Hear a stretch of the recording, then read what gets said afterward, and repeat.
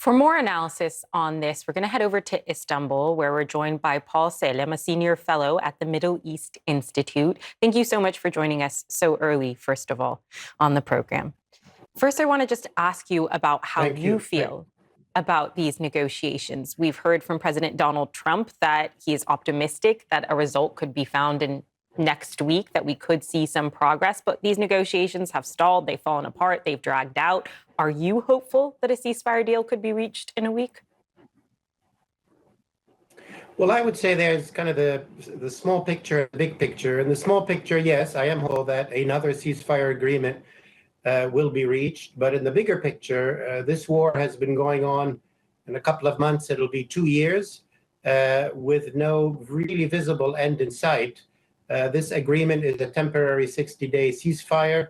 President Trump has promised that he will try to negotiate a permanent end to this war, but that is not something Israel has committed to. The conditions between Hamas and the Israeli government remain irreconcilable for the time being. So I'm optimistic about a temporary deal, but I'm pessimistic about the long-term scenario in Gaza.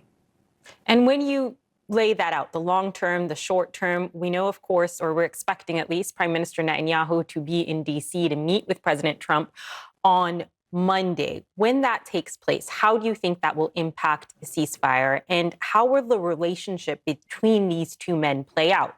Prime Minister Netanyahu is widely accused of trying to hold back on any ceasefire, continuing the war for political gain, while President Trump seems to want the war to end yesterday.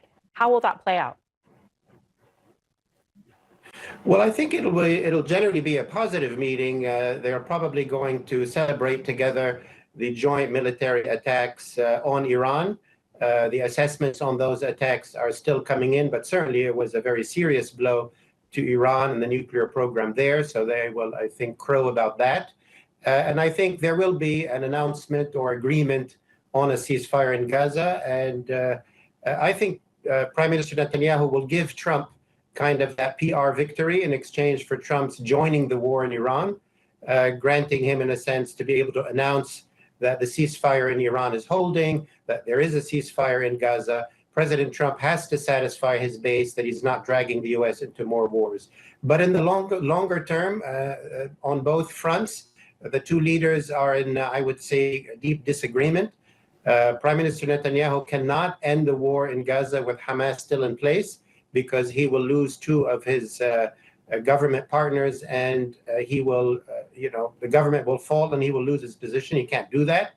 Whereas President Trump wants a permanent ceasefire. And on Iran, President Trump wants a negotiated agreement and is willing to be somewhat flexible on the terms. Question, right? Prime Minister Netanyahu is opposed to an agreement. Just very quickly, if you could tell me, do you expect that we could see a major announcement on this ceasefire from the White House on Monday or in next week? Yes, I do think that this will be timed to be a sort of a media victory, PR victory, to announce a ceasefire in Gaza. That would be my expectation, yes. Thank you so much for your analysis and insight. We're going to keep following this with you.